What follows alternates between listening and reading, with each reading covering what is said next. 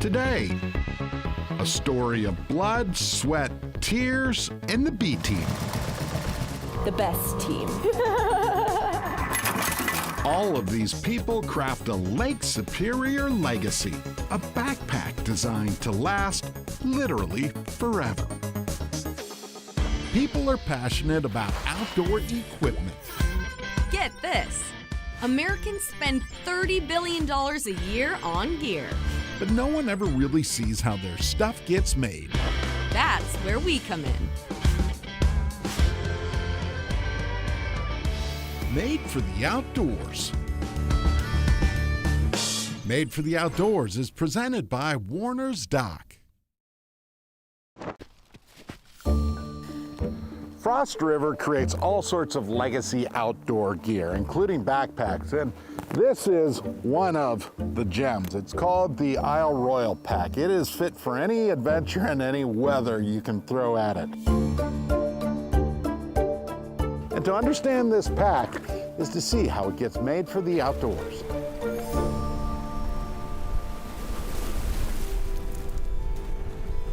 Nobody ever called this Lake Superior port city predictable. A lakeside burb where weather rules and adventure comes in rugged form. This shop seems to make perfect sense in this town. Customers come in here and look at all the boats in the ceiling and shuffle through a store that goes to the effort of having only made in U.S. stuff. It's an adventure. Frost River produces and sells all kinds of canvas packs and gear, crafted right here on site. It really is about bringing people together and working together to create something that's really unique. Including this ageless gem. It's called the Isle Royal Bushcraft Pack. And ultimately, its roots go back to our canoe packs. They're packs that are made to be out getting used, getting abused, dragging across rocks, being in the wet bottom of a canoe, getting snowed on. You put the seams in the right place, you seal things up with leather and brass and all the other magical elements that we kind of sprinkle into these things to make a pack that's made for the outdoors. Production of the Isle Royal starts downstairs, right underneath the show floor.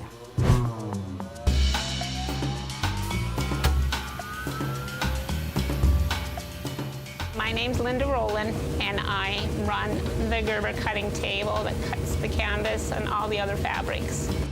Linda sets up the computer cutting table to produce a pile of parts for the pack. I like to watch my yield down here. As long as it's 90% or better, I'm good. We don't want to waste any more than we have to. Time to pull fabric. I get my exercise every day. Wax canvas, crazy stuff. The original really waterproof fabric that existed 100 years ago, but it also breathes. But I have to go through and just wipe out the... Want me to help? Together, Linda and I ready the canvas. I finally have a job. Ready? That is amazing.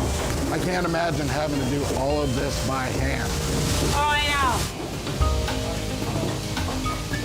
We let that run while I check next door, where Chad Gallagher preps his table. Big piece. This is what we call our bridle hide. Our leather primarily comes from SB Foot Tannery, which is Red Wing Shoes private tannery down in Red Wing, Minnesota. So we use the bridle for weight bearing and real structural stuff, big straps, shoulder straps, things like that. Chad first sets up the leather. A camera above maps each hide. And then I gotta go through and kind of mark out stuff I don't like flaws in the hide or holes. It'll recognize these areas and won't nest parts there. So I gotta go through and make sure everything kind of lays nice and flat. Now I can go here into the machine and plot what I'm gonna cut. The computer actually lays out pack parts and goes to work. Right now it's cutting all the internal stuff, like different slots. This machine is purely an efficiency thing, right? The camera takes a picture of the hide, essentially creates a map and figures out where the most pieces can go. Really pretty high-tech stuff. Yeah, I gotta imagine that what I do on one table would have taken half a day to do by hand before the table, you know? Let's let the cutters work. When we come back, we meet the B team. Basement, Bally, the best team.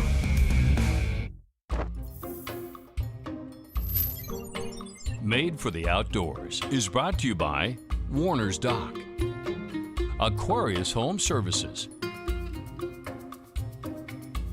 Ice Castle Fish House and RV, and by Keystone Light. Keystone Light, always smooth. Celebrate responsibly.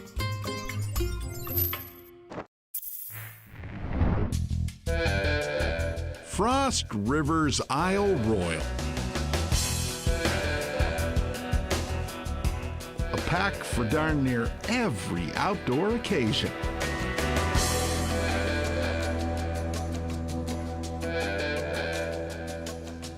With plenty of canvas and leather cut, the Frost River crew now picks the parts. Bridle's always kind of the trickiest. There you go. Jed Gallagher collects the leather while Linda Rowland pulls the canvas. Meanwhile, I'll just start stamping a bunch. Austin Christensen gets to work on Frost River's signature. A few years ago, we would have like a bucket of like 1,000 of these sitting here. So you'd be here for like 2 or 3 days.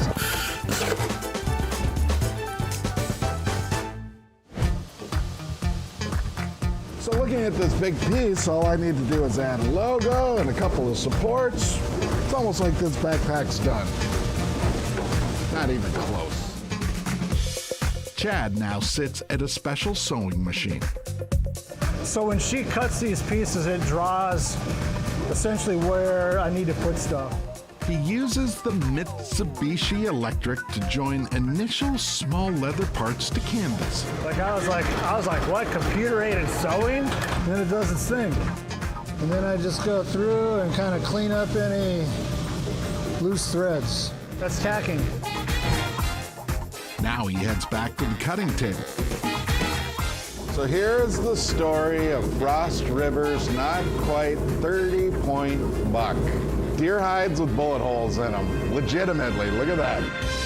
Chad preps deer hide parts for the packs too. So these get used primarily in the aisle for the shoulder pad. They have a really high tensile strength, so it's really durable and resistant. It wears good. Same process as the cowhide. The computer maps and cuts. Now, Frost River's top team takes over production. We refer to this as the B team. Basement, Bally, the best team. B team. These four sew most of the pack's components. It seems like it's all building blocks. Yes. Sarah's making the flaps for the front and bottom of the bag. And then that's what Cece's doing too. There's a certain sense of pride that goes into it, that they're made here.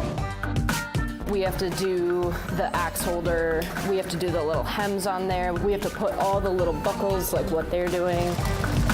I don't know, it's pretty fun. It's a craft and it's a good skill to learn. It's definitely a team effort and we all work together to make it all. We always have fun. It's so cool. I actually just had my first Boundary Waters experience. I was able to kind of understand, like, why would you use this pocket? You know, everything is actually useful. It's not just like for looks. And that might be the essence of the Isle Royal. All the pockets, all the loops, all the gear hooks.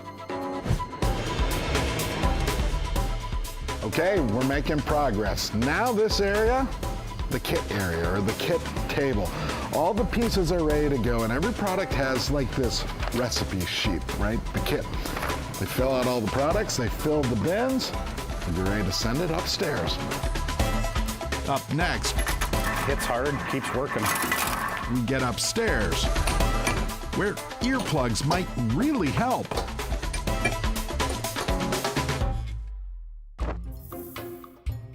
Made for the Outdoors is brought to you by Crane Belt Premium Beer, Finishing Trades Institute of the Upper Midwest,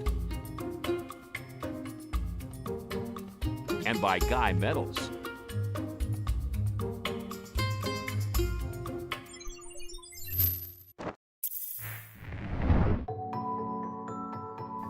Frost River's world headquarters sits in one of North America's most rugged port towns. Cold on the outside, but cozy indoors as the workshop buzzes. The fact that we make something that just stands the test of time really is cool. And they get better with age. Frost River's Isle Royal pack slowly but steadily starts to take shape. This one has a whole bunch of steps to it, so these take a little bit more time. With the main body built, Austin Christensen now crafts the pack's suspension. Making a back strap the most Frost River way we know how, which is with leather.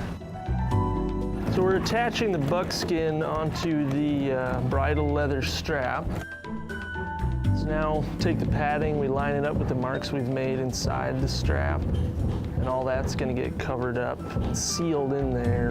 And we stretch it tight. It's kind of an awkward movement where you got to use your thumb to tuck in the foam, pull leather, and guide it through the sewing machine all at once. Now the pack parts go upstairs to the main production floor. David Hooley wears many Frost River hats. Today he tackles pack duty. We get stacks like this, normally between 12 and 20 at a time. And then it's just assembly line. So I put reinforcements and rivets on the main flap straps here. And we get 12-inch side cinch straps there, one on each side. And then 3/4 buckle straps on the top to bring them together. So we're doing front and the back half of the pack. David first steps up to this heirloom of manufacture. I think it's World War II era. Big and heavy and hits hard, keeps working. Rivets that we use are 6/16 solid brass tube rivets. Flares it right out. Good pedals, good separation. Once on, And they always get folded the same way. back in the stack they go, and then over to Dan Latour. Well, I've been here 10 years. It's like I was just saying, it's like going to craft shop every day, and yeah, I love what I do. These are the back straps that go on for it. I'm about to put on the sternum straps for keeping it pulled in on your chest. Marks the hole, and then I'll just drive on down through there. He also adds other straps and pieces. I got these little loops here. These are our hand-pound rivets that are sort of soft and malleable, but yet strong. But they're for like heavier stress areas where you definitely don't want something to fail.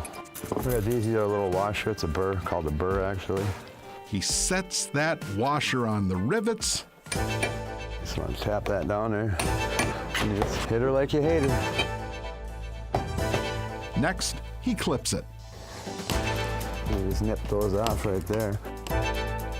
Just want to lay that across there like that. Now Dan hammers again and locks that rivet for good. Again, trying not to hit the fingers. Watching all this, I can't help but wonder if he still has all 10 digits. Even though he dings them now and then. All the time. Never broken one, but I've hit them plenty. I just can't believe how much work goes into these things. But it's top quality. Unbelievable. It's starting to look like a backpack now. Yeah, they put the sides in it. Ready to go to the sewer and be joined. Sarah Stone now sews the side pieces. I am sewing the gussets. Gussets are the sides of the bags. The work takes her literally seconds. That's that. It's amazing that they can look so simple, but there's many, many pieces. Annika McWilliams buzzes on yet another sewing step. Right now, I'm just joining the gusset to the body of the bag.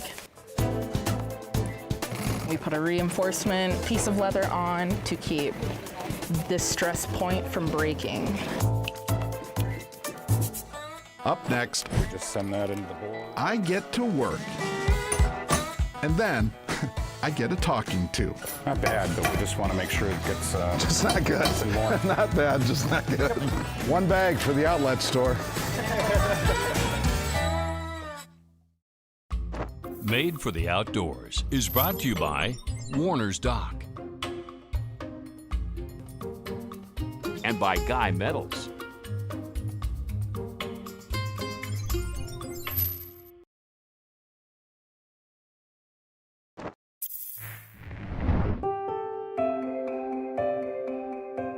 Frost River's Isle Royal Pack, seemingly simple in nature, but oh so beautiful and complex once you watch this crew work.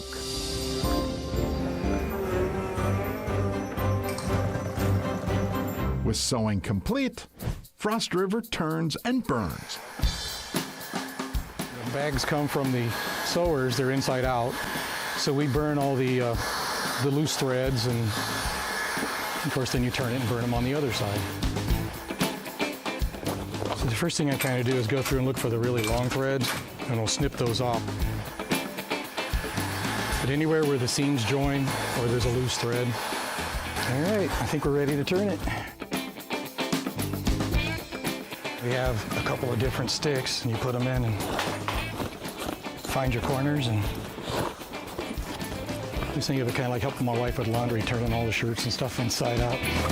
And there's your almost finished bag. We're getting close, though. Suppose you can pass me that stack over there? Absolutely. David Hooley now adds the couple last straps and buckles. Oh, pop that on. And I guess I'm now going to work. So first one is... I'll smack it. Production was down 60%. What happened? Really, you're afraid to wail away on it, but you have to. Not bad, but we just want to make sure it gets Just not good. some more. Not bad, just not good. Okay, stern strap next. Just like that. Very good. One bag for the outlet store. David also adds cinch laces on both sides. There you go. Voila! So I need to run this downstairs? Yep, down to quality. Let's go. Back stairs are shorter. God, I can't even get the right direction. Where am I going? Hey, guess what? Here it is, the end, right before shipping. Austin Christensen wraps up the process with a focused set of eyes. Yeah, I may or may not have done those straps, sorry. I see you correcting the straps already. So we're gonna open it up, make sure everything looks good on the inside, and also just check that all those rivets are set correctly. Push out the corners. Austin checks every nook and cranny, right down to the threads. And then just sort of flatten them out like that. So on the back, I'm just looking at the stitches. Those all look good. So all it needs is the sternum strap and it has passed quality. It is an unbelievable process to get to this point. No ordinary pack. An Isle Royal, prepped and ready